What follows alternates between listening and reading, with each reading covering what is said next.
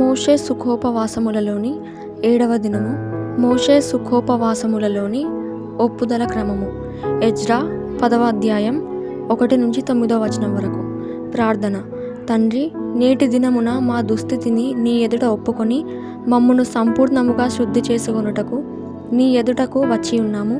సర్వ సంపూర్ణుడవైన నీ ఎదుట భూలోక వాసులమైన మేము ఎలాగూ లోపరిహితులమై ఉండగలము? నీ ప్రేమను బట్టి నీ ఎదుటకు రాగలుగుచున్నాము గాని మా యోగ్యతను బట్టి కాదు. గనుక మమ్మును నీ చెంతకు చేర్చుకొని శుద్ధీకరించి సంపూర్ణులుగా చేసుకొనుటకు నీ వర్తమానమిమ్మని యేసు నామమున వందించుచున్నాము. ఆమేన్. ప్రార్థన మెట్లలోని 2వ మెట్టు ఒప్పుదల మెట్టు అయి ఉన్నది. ఈ ఒప్పుదల మెట్టులో 4 ఒప్పుదలలున్నవి. అవి: 1 పాపము ఒప్పుకొనవలెను, అనగా జన్మ పాపము, క్రియలు, ఆయుష్కాల సారములోని పాపములు ఒప్పుకొనవలెను. 2 అయోగ్యత ఒప్పుకొనవలెను. 3 నెరవేర్పు లేకపోవుట ఒప్పుకొనవలెను. 4 అవిశ్వాసము ఒప్పుకొనవలెను. ముందుగా త్రియేక దేవుని తలంచుకొని, ప్రభువా, ఈవేళ నా నడక సరిగా నడిచే కృప అనుగ్రహించుము అని ప్రార్థించవలెను. ఇశ్రాయేలీయులు తమ 1 జన్మ పాపము, 2 ఆయుష్కాల సారము, 3 క్రియ, 4 ఆలోచన, 5 దృష్టి, 6 వినుట, 7 మాట, 8 క్రియలు, వీటన్నిటిలోని దోషమును ఒప్పుకొన్నారు. ఇవి ఎంత మంచివైనను ఎక్కడో ఒకచోట పాపమై ఉన్నవి. అలాగే అన్నియును మనము ఒప్పుకొన్నప్పుడు ఆయన క్షమించును. అప్పుడు మనము పరిశుద్ధులము కాగలము. 1 ఒప్పుకొనుట.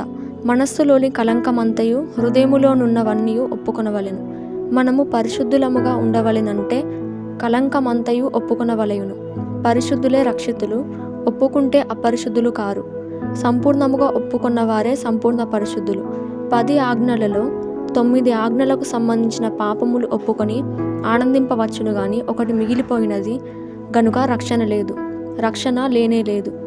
9 ఆజ్ఞలలో శుభ్రపడుట, క్షమించుమని ఒప్పుకొనుట మంచిదే, క్షమాపణ పొందుట మంచిదే గాని ఆ మిగిలిన 1 ఒప్పుకొనకపోవుట వలన రక్షణ లేదు గాని పాతాళమే. ఆయన ఇశ్రాయేలీయులకు 10 ఆజ్ఞలను ఇచ్చారు గనుక గదులలో ఆ పాపములు ఒప్పుకొనవచ్చును. ఏ ఆజ్ఞకు విరోధమైన పాపములు నాలో ఉన్నవా అని పరీక్షించి ఒప్పుకొనవచ్చును. దానికి బోధకుడు అక్కరలేదు.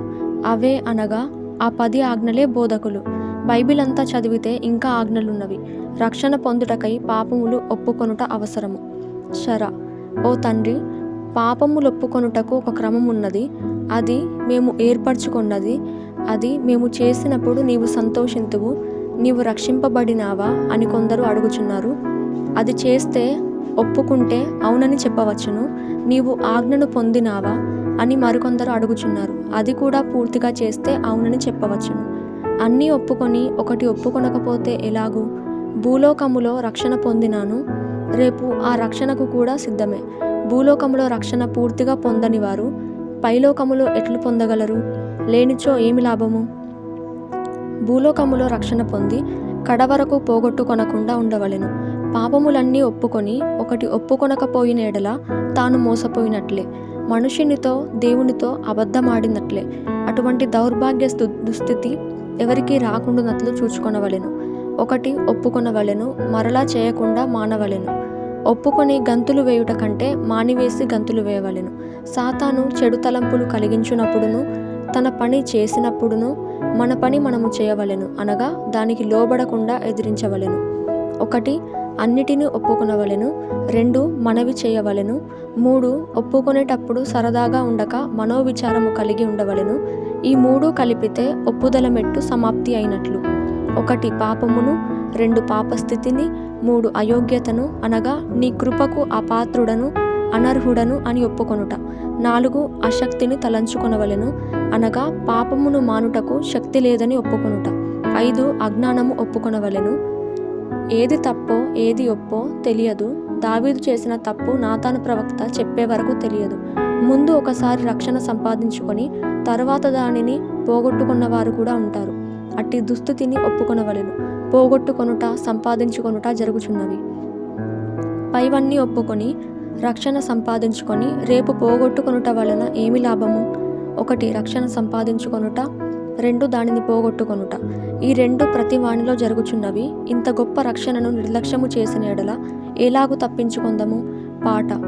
దేవా దేవా రావే నిన్ను సేవ చేయుదు నను భావనునిగా చేయవే నే పాపనరుడను. తండ్రి, నా యావత్తు శరీర శక్తి, మనోశక్తి, జ్ఞానశక్తి, విశ్వాసము, మనస్సు స్థిరపరచుకొని ప్రార్థన చేసుకొనగల కృప దయచేయము అని ప్రార్థించవలెను. 1. పాపములను గూర్చి విచారపడవలెను. 2. ఏది పాపమో ఏది కాదో, ఎవరికి విరుద్ధముగా ఏమి చేసినామో అని తలంచవలెను. 3. ఇంకా నా పాపపు స్థితి తెలిసినా బాగుండును అని కోరుట.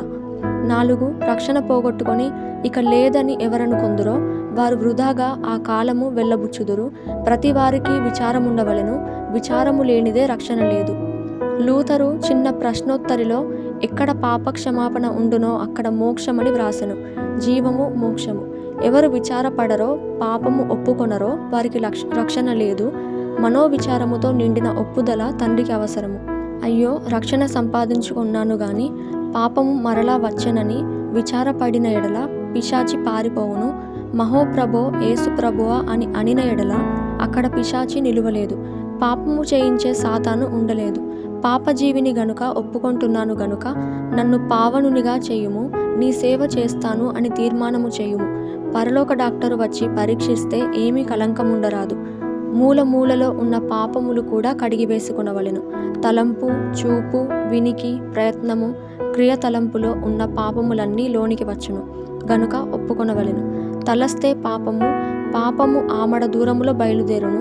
అక్కడ దాని మకాము అక్కడ నుండి నా శరీరమంతా వ్యాపించును గనుక అక్కడ అనగా అది బయలుదేరిన దగ్గరే ఒప్పుకొన్న ఎడల వ్యాపించదు. తలంపు అనగా జ్ఞప్తి.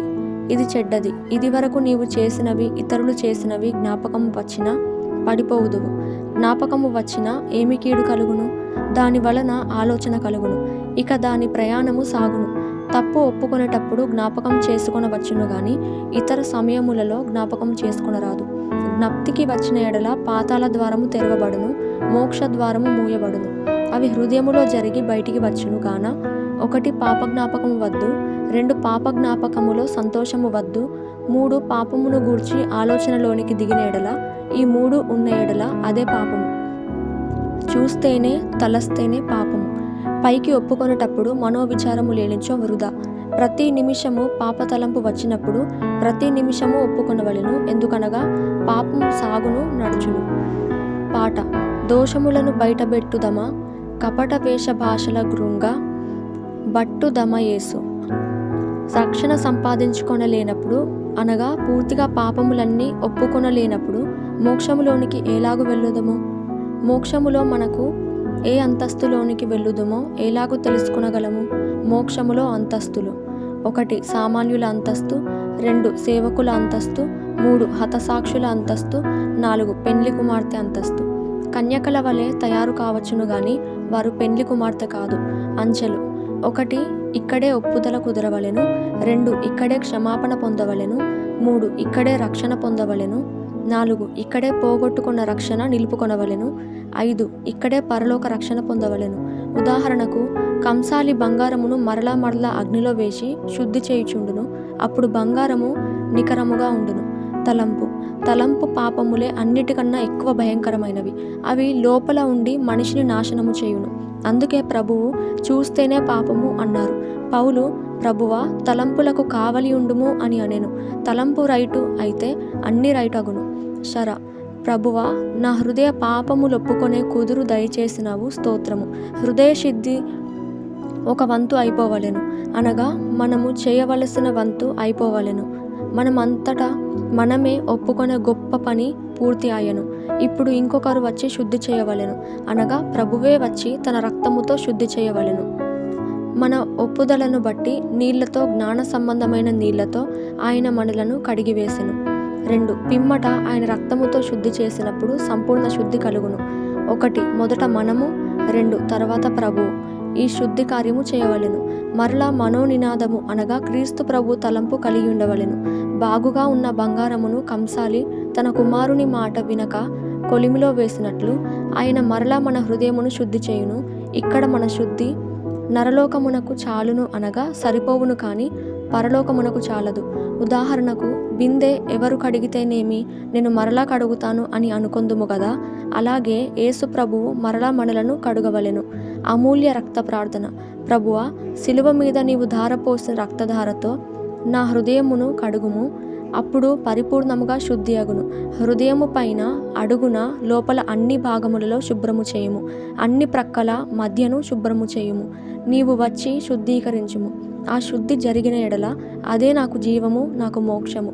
నీవైతే సంపూర్ణంగా శుద్ధి చేయగలవు. వంటగదిలో కుర్రవాడు బాగా కడుగును గాని ఆమె అనగా యజమానురాలైతే ఇంకా బాగా కడుగును. అట్లే మేము కడుగుకొన్నాము గాని అది చాలదు. నీవే స్వయముగా కడుగుము. నీ సింహాసనం వద్ద అంగీకరించబడినట్లు కడుగుము. ఆమెన్. షరా. శుద్ధి అయినట్లు అనగా ఆయన పూర్తిగా కడిగినట్లు రుజువు ఏదనగా 1 సంతోషము, 2 ధైర్యము, 3 నిరీక్షణ సంపూర్ణముగా కలుగును. అదే గొప్ప గుర్తు. ఈ గుర్తు సులువు కాదు. ఆ పిదప స్తుతి చేయవలెను. యేసు రక్తమునకు జయము, సాతాను పనులకు లయము. నేను హృదయము శుద్ధి చేసుకొంటిని గనుక సంతుష్టి. ఆయన రక్తముతో శుద్ధి చేసినందుకు మరీ సంతుష్టి. పాట. పొందెబోయెడి ముక్తి ఈ భువియందే గాంతును. ఆనందమగు ఇంటి లోపల ఊడ్చిన తరువాత వాకిలి ఊడ్వవలెను. హృదయము ఇల్లు, పై అవయవములు వాకిలి గనుక అవి కూడా ఊడ్వవలెను. దీవెన. అలాగు సంపూర్ణముగా మన పాపములు ఒప్పుకొని ఆయన చేత పరిపూర్ణముగా కడగబడి ఈ మానవ హృదయములను ఆయనను ఆనందపరచు దేవ మందిరములుగా మార్చుకొను ధన్యత పెండ్లి కుమారుడైన క్రీస్తు ప్రభు నేటి దినమున మీకు దయచేయునుగాక. ఆమెన్.